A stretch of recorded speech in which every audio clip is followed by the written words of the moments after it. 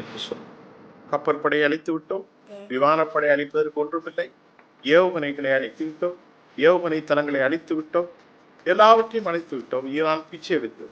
42க்கும் மேற்பட்ட அமெரிக்காவுடைய மில்லியன் கணக்கு பெருமானம் உள்ள விமானங்களை அழித்தார்கள். சிங்கம் இருக்கின்ற போது ஓநாய்கள் சுத்திடும். அதே போன்று அமெரிக்காவின் 1.25 கோடி பெருமானம் உள்ள கப்பல்களை சுத்தி ஓநாய்கள் என்ற மாதிரி ஈரானுடைய விரைவு படகுகளை கொண்டு நிறுத்தினார்கள். அமெரிக்கா பயமுறுத்தி USS ஜெரால்ட் ஆர்ஃபோர்டு எல்லா கப்பலும் ஃபயர் ஆகி ஓடிட்டாங்க. நாங்கள் இழப்பதற்கு ஏற்கனவே எங்களுடைய வீரர்கள் 3 பேரை காலிப்பட்டீங்க. இந்த போரினால் எங்களை அழித்தீர்கள், எங்களுக்கு பணம் தரணும்னு கேட்டாங்க ஈரான். அமெரிக்காவும் ஏனைய நாடுகளும் 28 லட்சம் கோடி கொடுப்பதாக உறுதினார்.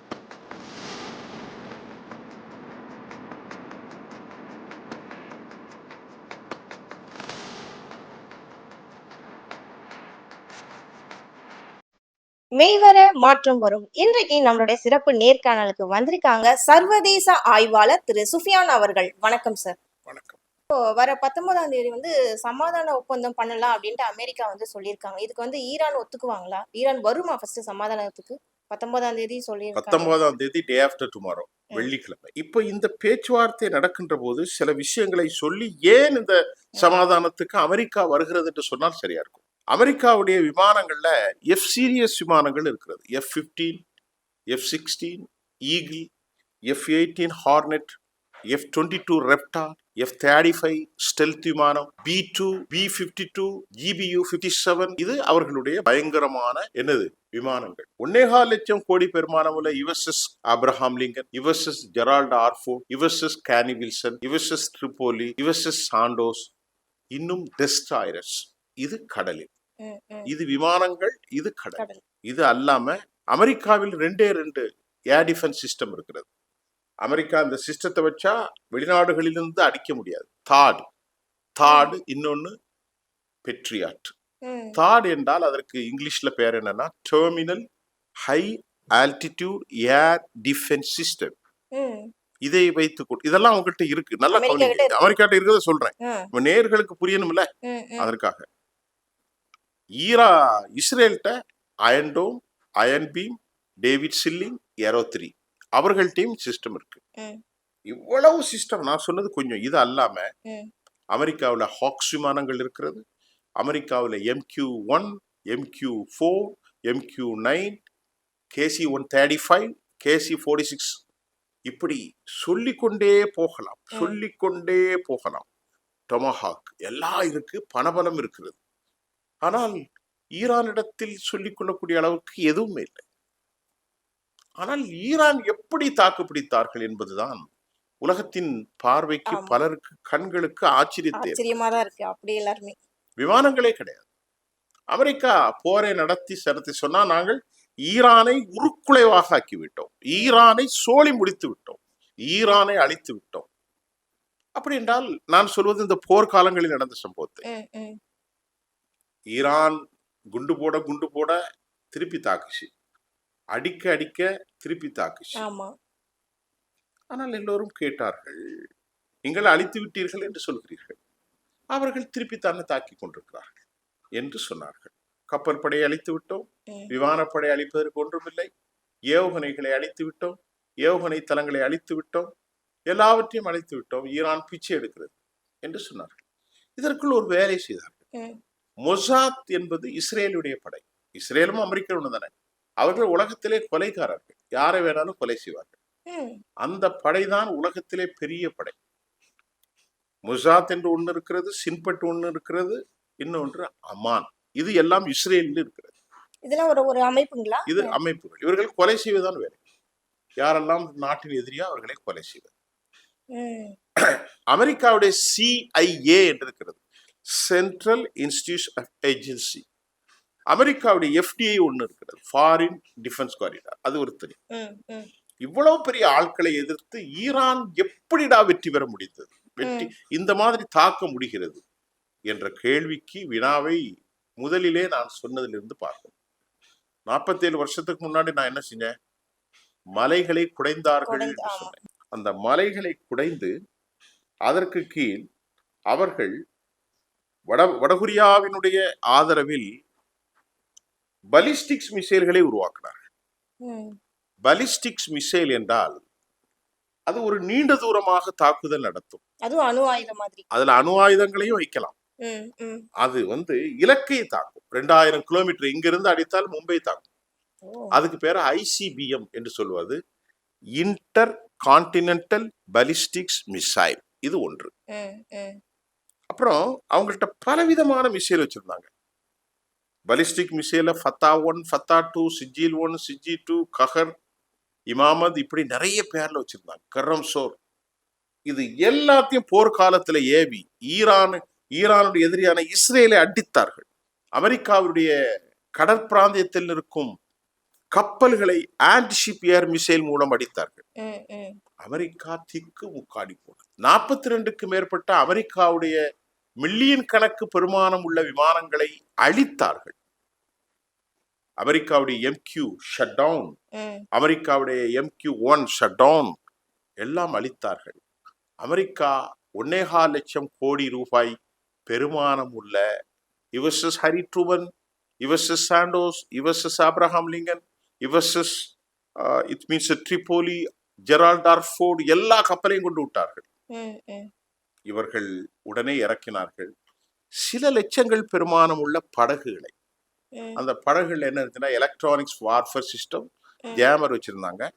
நீங்க பார்த்திருப்பீங்க, சிங்கம் நிற்கின்ற போது ஓநாய்கள் சுத்தி நிற்கும். அதே போன்று அமெரிக்காவின் 1.25 கோடி பெருமானம் உள்ள கப்பல்களை சுத்தி ஓநாய்கள் என்ற மாதிரி ம். ஈரானுடைய விரைவு படகுகளை கொண்டு நிறுத்தினார்கள். அதில் இராணுவ செயல்பாடுகள் இருந்தன, வெடிகுண்டுகள் இருந்தது, ரேடார்கள் இருந்தது, எலக்ட்ரானிக்ஸ் வார்ஃபேர் சிஸ்டம் இருந்தது, அதே போன்று ஜாமர்கள் இருந்தது, எல்லாம் இருந்தது. அமெரிக்கா பார்த்தான், ஆஹா, இதை வைத்து இதனுடைய வேகம் மணிக்கு 115 கிலோமீட்டர், ம். அமெரிக்க கப்பல்கள் வேகம் 40. ஆனால் இது பின்புறத்தில் அமெரிக்க கப்பல்களை துவம்சம் செய்யக்கூடிய ஆற்றல் கொண்டது. அமெரிக்கா பயமுறுத்திய USS ஜெரால்ட் டார்ஃபோர்ட் எல்லா கப்பலும் ஃபயர் ஆகி ஓடிட்டாய். இது கிட்டத்தட்ட 100 நாட்கள் நடந்த போராட்டம். அதற்கு பிறகு அமெரிக்கா பார்த்தான், இனி நம்ம வேலைக்காகாது. இதுக்கல்ல இஸ்ரேல் என்கின்ற நாடை நிறைய அடித்தார்கள், கடுமையான அடி. இஸ்ரேல் அதற்கு பகரமாக லெபனானையும் தாக்கியது. இப்படியெல்லாம் இந்த கிட்டத்தட்ட 100 நாட்களுக்கு மேல் கடும் போராட்டம் நடந்து அமெரிக்கா இனி வெல்ல முடியாது என்ற ஒரு களச்சூழலுக்கு வந்தது. அதற்கு காரணம் அமெரிக்காவுடைய ஆயுதங்கள் பலமானவை அல்ல என்றல்ல, அமெரிக்கா பலமானவை தான். விமானங்கள் பலமானது, அமெரிக்கன் குண்டுகள் பலமானது, அமெரிக்க ஏவுகணைகள் பலமானது, அமெரிக்க கப்பல் பலமானது, அமெரிக்காவுடைய தொழில்நுட்பம் பலமானது பலமானது பலமானது. ஆனால் ஏன் வெற்றி பெறவில்லை? அதற்கு காரணம் இவர்கள் அந்த அளவிற்கு அமெரிக்காவை எதிர்கொள்ளும் அளவிற்கு இவர்கள் பலமானவர்களாக மாறியது மட்டுமல்ல, அமெரிக்கா மேலிருந்து சேட்டலைட் மூலம் துல்லியமாக பிரிசிசிவ் அட்டாக்னு சொல்றது, துல்லியமாக தாக்கக்கூடிய அந்த ஆற்றலை தாக்கினாலும் ஒன்றும் செய்ய முடியாத அளவிற்கு மலைகளுக்கு கீழே உட்கார்ந்து கொண்டார். மேலிருந்து குண்டு போட்டால் 200 மீட்டர் மட்டும்தான் அது உள்ளே நுழையும். இதற்கு பேரு பங்கர் பஸ்டர் என்று சொல்லுவோம். பங்கர் பஸ்டர். பங்கர் என்றால் ஆழமான என்ன சொல்றது, குழி. அதை உடைத்து போகும். குழிக்குள்ள போட்டால் கீழே போகும். அதையும் அது 200 மீட்டருக்கு வந்தனால் இவர்கள் எங்கே வைத்திருந்தார்கள் என்றால் 500 மீட்டருக்கு கீழே வச்சிருந்தார்கள். அதற்கு மேல அமெரிக்காவில் ஆயுதங்கள் இல்லை. அமெரிக்காவுடைய ரேடார் கருவிகள், அமெரிக்காவுடைய சேட்டலைட் எல்லாமே பார்த்தாலும் அதை ஒன்றும் செய்ய முடியாத அளவிற்கு இவர்கள் வலுவாகி போனார்கள். இவர்களுக்கு உதவி செஞ்சது சோவியத் யூனியன், ரஷ்யா, சீனா கடுமையான உதவிகளை செய்தார்கள். அதன் மூலமாக அமெரிக்காவுடைய நிலைகளை எல்லாம் அடித்தார்கள். துபையில் இருக்கிற நிலை, ஷார்ஜாவில் இருக்கிற நிலை, ராசல் கைமாவில் அடித்தார்கள். அதை போன்று சவுதி அரேபியாவில் அராம்கோ, பஹ்ரைன், குவைத்து, ஜோர்டான், எல்லாம் ஈராக், எல்லா நாடையும் அடிச்சாங்க. அவங்க சொன்னாங்க, நாங்க இழப்பதற்கு ஒண்ணு இல்லை, ஏற்கனவே எங்களுடைய வீரர்கள் 100 பேரை காலி பண்ணிட்டீங்க, அணு சயின்டிஸ்ட், ராணுவ தலைவர்கள்லாம். இனி நாங்கள் மரணம் வந்தாலும் பரவாயில்ல, அல்லாவிடத்தில் சென்று விடுகிறோம். மரணத்திற்கு பின்புதான் எங்களுக்கு ஒரு வாழ்க்கை என்று ஒரு சித்தாந்த ரீதியான போராட்ட ரீதியாக அவர்கள் தங்களை உருமாற்றிக் கொண்டார்கள். ம். மரணத்திற்கு பின்புதான் எங்களுக்கு வாழ்க்கை, நாங்கள் இந்த உலகத்தில் என்ன சாதிக்க போறோம் அப்படி என்று சொல்லிவிட்டு அவர்களின் போராட்டம் இருக்கின்ற போது அமெரிக்காவும் யூதர்களும் என்ன செய்தார்கள், நாட்டுக்குள் குழப்பத்தை ஏற்படுத்த கலவரத்தை தூண்டினார்கள். ம். ம். ஆனால் அந்த கலவரத்தின் வாயிலாக 37,000 பேரை கொலை செய்தார்கள் ஈரானியர்கள். காரணம், யாரெல்லாம் அமெரிக்காவுக்கு தூது சொன்னார்களோ, யாரெல்லாம் யூதர்களுக்கு தூது சொன்னார்களோ அவர்கள் அனைவரையும் படுகொலை செய்து போட்டார்கள். ம். அமெரிக்கா கத்தியது மனிதநேயம் மனிதநேயம், மனிதநேயம். அதையெல்லாம் அவர்கள் கண்டுகிடவில்லை. ம். ம். நீங்கள் கொலை செய்வதை விட நாங்கள் ஒன்றும் செய்யவில்லை என்று இன்றைக்கு வலுவான நிலையில் இருந்துதான் நாளை 19ஆம் தேதி கையெழுத்து ஆகப் போகிறது என்ற செய்தி வந்திருக்கிறது. ம். ம். இந்த கையெழுத்தில் யார் வெற்றி பெற்றால் என்றால், நேற்று வெளியான ம். உலகத்தில் உள்ள அநேக நாளிதழ்கள் ம். ஈரான் வெற்றி பெற்றதாக எழுதியிருக்கிறது. காரணம், இந்த அணு ஆயுதங்கள் கொடுக்க கூடாது என்று சொன்னீங்க இல்லையா, அதை அவர்கள் கொடுக்க மாட்டோம் என்று அறிவித்தார்கள். ஸ்ட்ராங்கா சொல்லிட்டாங்க. Ready. ம். இரண்டாவது, ஹெர்முஸ் வளைகுடா என்று ஒன்று இருக்கிறது. ம். ம். ம். அதில் தான் கப்பல்கள் செல்லும்.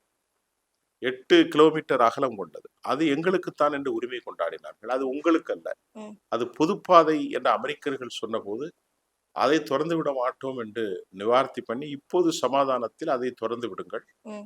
அதற்கு சுங்க கட்டணம், ஒரு கப்பலுக்கு 20 கோடி வாங்கினார்கள். இப்போது அமெரிக்கா சுங்க கட்டணம் என்று போடாதீர்கள், ம். நீங்கள் டேக்ஸா வேற ஏதாவது பேர்ல வசூலிச்சுக்கொண்டு அமெரிக்கா இறங்கி வந்துட்டு. ம். ம். மூன்றாவது விஷயம், இந்த போரினால் எங்களை அழித்தீர்கள், எங்களுக்கு பணம் தரணும்னு கேட்டாங்க ஈரான். அமெரிக்காவும் ஏனைய நாடுகளும் 28 லட்சம் கோடி கொடுப்பதாக ஒப்புவிட்டாங்க. ம். எத்தனை கோடி? 28 28 லட்சம் கோடி. ம்.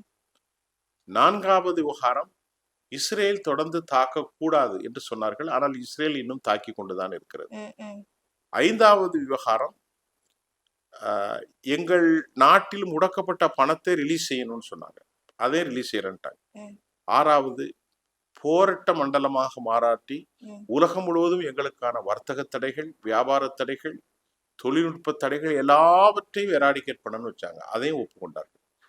ஆக இப்போது இஸ்ரேல் தாக்கி கொண்டிருக்கிறது. இந்த ஒப்பந்தத்துக்கும் அமெரிக்காவுக்கும் எங்களுக்கும் சம்பந்தம் என்ன, அமெரிக்காவும் இஸ்ரேல் சேர்ந்து அந்த போரை செஞ்சாங்க ம். அப்படின்னு இப்போ சொல்லி கொண்டிருக்க நிலையில் ம். 19ஆம் தேதி என்ன நடக்கும் என்பது தெரியவில்லை. ம். So, இந்த 19ஆம் தேதி இந்த சமாதான ஒப்பந்தத்துக்கு அப்புறம் உலக நாடுகளுக்குள்ள இருக்க இந்த போர் வந்து கம்ப்ளீட்டா ஸ்டாப் ஆயிடுமா? மக்கள் இதுக்கப்புறம் இருக்க மத்த நாடுகள்ல சேர்ந்த மக்கள் வந்து நிம்மதியா இருப்பாங்களா? இப்ப இந்த போரின் மூலமாக ஹெர்முஸ் வளைகுடா, அது இந்தியா போன்ற நமது நாடுகளுக்கு பெரிய நன்மை தரக்கூடியது. ம். ஹெர்முஸ், அதுல இருந்துதான் இந்தியா போன்ற நாடுகள், இப்ப நம்ம நாட்டுல வடை 15 ரூபா ஆயிருக்குன்னா அதான் காரணம், ம். காஃபி 15 ரூபா ஆயிருக்குன்னா அதான் காரணம், பெட்ரோல் விலை ஏறி இருக்கு, தங்க விலை பெட்ரோல் ஏறி விலை இருக்கு, 108 ரூபா ஆயிருக்குன்னா அதான் காரணம், தங்க விலையில் சேக்கிங் ஏற்ற இறக்கு இருக்குன்னா அதான் காரணம், கேஸ் சிலிண்டர் விலையும் ஏறி கேஸ் வந்து 1800 ரூபா இருந்தது இன்னைக்கு 3000 சில்லறை ஆயிருக்குன்னா அதான் காரணம், வெண்டைக்காய் 25ல இருந்து 35 ஆகுதுன்னா அதான் காரணம், மாம்பழம் 80ல இருந்து 90, எல்லாத்துக்கும் காரணம் காரணம் மத்திய தரைக்கடல். ம். ம். இப்ப அந்த ஹெர்மூஸை திறந்ததுல முதல் லாபம் யாருக்கு அப்படின்னு பார்த்தா இந்தியாவுக்கு தான். ம். ம். இப்ப திறந்து இன்னும் திறக்கப்படல, ம். வெள்ளிக்கிழமை இந்த அக்ரிமெண்ட் முடிந்த பிறகு திறந்துருவோம்னு சொல்லியிருக்காங்க. ம். தட் வில் டேக் பாசிபிள், ம். ம். ஒருவேளை சாத்தியமாக நடக்கலாம். இதற்குள்ள அமெரிக்காவுடைய CIA உளவு அமைப்பு சொல்லி இருக்கிறது, ம். ஈரானியர்கள் ஆபத்தானவர்கள், ம். கவனமாக அவர்களிடத்திலே நீங்கள் இருக்க வேண்டும் என்று சொல்லியிருக்கிறார்கள். ம். ஈரானியர்கள் ஆபத்தானவர்கள், கவனமாக இருக்கணும் என்று குழப்பி விடுகிறார்கள். ம். ம். அமெரிக்காவுக்குள் லின்சே கிரகம் போன்றவர்கள், மார்க்கோ ரூபியோ போன்றவர்கள், பீட் ஹெர்ட்ஸ் போன்றவர்கள் இந்த ஒப்பந்தம் வேண்டாம் ம். என்று குழப்புகிறார்கள். ஆனால் ஒப்பந்தம் கண்டிப்பாக நடைபெறும். ஒப்பந்தத்திற்கு ஆரம்ப கட்டத்தில் டொனால்ட் ட்ரம்புடைய 80வது பிறந்த நாள் அன்றைக்கு 14ஆம் 15ஆம் தேதி கையெழுத்திட முயற்சித்தார். ம். ஆனால் இவர்கள் பின்னோக்கி விட்டார்கள், வேணாம் கையெழுத்து வேண்டாம் என்று. தற்போது 19ஆம் தேதியாக அது அறிவிக்கப்பட்டிருக்கிறது. இந்த சூழ்நிலையில் ஈரான் மிகப்பெரிய லாபத்தை சம்பாதித்ததாக உலக நாளேடுகள் சொல்கிறது. அவர்கள் பெற்றுக்கொண்ட 28 லட்சம் கோடி ரூபாய், ம். ம். அவர்கள் பெற்றுக்கொண்ட முடக்கப்பட்ட 24 பில்லியன், ம். இது ஒரு 300 பில்லியன், ம். அது ஒரு 24 பில்லியன். இது அல்லாமல் இவர்களுக்கு எதிராக செயல்பட்ட யுனைடெட் அரபு எமிரேட்ஸ் ஒரு 10 பில்லியன், ம், இவர்களுக்கு எதிராக செயல்பட்ட கத்தர் ஒரு 12 பில்லியன். ம், அப்ப இது ஒரு 300, அது ஒரு 24, இது ஒரு 12, அது ஒரு 10, இப்படி லட்சக்கணக்கில் ம். கோடிகள் அவர்கள் மீது கொட்ட போகிறது. ஓகே. இந்த சமாதானத்தை ஏற்படுத்த மிக மூலமாக இருந்தது பாகிஸ்தான், அதே போன்று கத்தர். இந்த நாடுகள் எல்லாம் சமாதானமாக இந்த ம், போரை நிறுத்தினார்கள். ம், இதன் மூலமாக இனி உலகத்தினுடைய மேப் முகம் மாறப்போகிறது. எப்படி என்றால், ஈரான் என்ற தேசம் ம், மத்திய கிழக்கில் பெரிய தேசமா மாறப்போகுது. ம், மிகப்பெரிய பொருளாதார வல்லமை கொண்ட நாடாக மாறப்போகிறது. அவர்கள் போரின் மூலம் சாதித்தார்கள். ஆனால் எப்படி சாதித்தார்கள் என்றால், உறுதியான மன வலிமையின் மூலமாக, ம், ம், கொள்கை பிடிப்பின் மூலமாக. அவர்கள் என்ன செய்தார்கள்? நாங்கள் அமெரிக்கர்களுக்கு பயப்பட மாட்டோம், இறுதி வரை போர், இல்லை என்றால் மரணம் அப்படின்னு ஒரு முடிவுக்கு வந்தாங்க. அமெரிக்கர்களால் அதை வெற்றி கொள்ள முடியும். இது அவங்க ஒரு பெரிய அதிர்ச்சியா தான் இருந்திருக்கும்ல அமெரிக்கர்கள். பெரிய டொனால்ட் அதிர்ச்சி. ட்ரம்புக்கு எதிர்பார்த்திருக்க மாட்டாங்க. உலகமே அதிர்ச்சியில கிடக்கு. 1967 வியட்நாமில் தோல்வி ம், அமெரிக்கர்களால். ம், உள்ளே சென்று தோத்து போயிட்டு வந்தாங்க. அதே போன்று ஈராக் போரில் தோல்வி, அதே போன்று ஆப்கானிஸ்தான் போரில் தோல்வி, அதே போன்று அவர்கள் தோற்காத நாடு என்றில்லை, இப்பொழுது ஈரானோடு தோல்வி. எங்கே தோல்வி இல்லை? அமெரிக்கா எங்கே வெற்றி பெற்றது? இதை பெரும்போர்கள், ம், சின்ன சின்ன போர்கள் எல்லாம் அவர்கள் தோல்விதான் அடைந்திருக்கிறார்கள். இப்போது ஒட்டுமொத்த உலகத்தினுடைய அட்டென்ஷன் டு பி டைவர்ட், ம், ம், அது மாறி இருக்கிறது என்றுதான் சொல்ல வேண்டும். ஏன்னா ம், இதில் என்ன நடக்க போட்டது? ம். they are eagerly waiting for what will happen coming 19 தான் தெரியும். the people they expecting lot, because எல்லா நாடுகளும், all of these countries to depending itself because of this business crunch, the political crisis, regional tension, escalation of war. ம், It is going to be multiple dimension, so that people expecting lot. இன்னைக்கு அவர்களும் சொல்லியிருக்கிறார்கள். யாரு? அதாவது France, England, Italy எல்லா நாடுமே சொல்லியிருக்கிறாங்க. ம். ஜப்பான் வாழ்த்துக்கள் தெரிவிச்சிருக்காங்க, நல்லபடியா முடிங்கன்னு. முடிங்க சீக்கிரம். எதிர்பார்ப்போம். ம், இப்ப நம்ம நாட்டுல கிரைஸ் டிக்ளைன் ஆகலாம். ம், ம், ம். பட் ஆனா 19ஆம் தேதி பாசிட்டிவா முடியணும். ஆனா முடியுமா தெரியாது. அதுக்கெல்லாம் எவனாவது குழப்பி விட்டுறக்கூடாது. இதுக்கிடையில இஸ்ரேல் அமெரிக்காவை மிரட்டுவதாகவும், அமெரிக்க அதிபர் செக்ஸுவல் ஸ்கேம்ல மாட்டியிருக்காரு, ம், ம். எப்ஸ்டீன் ஃபைல்ல. எப்ஸ்டீன் ஃபைல் அதுதான் பெரிய அதை issue. இன்னும் ரிலீஸ் ஆக போடுவதாகவும். ம். யூதர்கள் மோசமானவர்கள் ம், உலகத்துல. ம், இந்த யூதர்களுக்கும் கிறிஸ்தவர்களுக்கும் இஸ்லாமியர்களுக்குமே நான் ஒரு தனி டாபிக் தரேன். மத ரீதியாக அவர்களுக்குள்ள ஒரு பெரிய பிளவு உண்டு. ம், ம். அந்த பிளவு தான் இது. யூதர்கள் சொல்றாங்க எல்லா நாடும் எங்களுக்குங்கிறாங்க. அது எப்படி கொடுப்பாங்க? அவங்க நாட்டை கொடுக்க மாட்டாங்க. இப்ப இந்த பிரச்சனைகள் போயிட்டு இருக்கு. இப்ப எல்லா உலகமும் பொருளாதாரம் முழுவதுமாக இதே நம்பித்தான் இருக்கு. ஆமா. ம், ம். அதனால என்ன நடக்குங்கிறது நாம கொஞ்சம் பொறுத்து பொறுத்து இருந்து தான் பார்க்கணும். ரொம்ப நன்றி சார். நிறைய தகவல் நம்ம மக்களுக்கு புரியுற மாதிரி, நம்ம சேனல் நேயர்களுக்கு புரியுற மாதிரி அழகா சொன்னீங்க. தொடர்ந்து இதை பத்தி நம்ம பேசுவோம். நன்றி, வணக்கம்.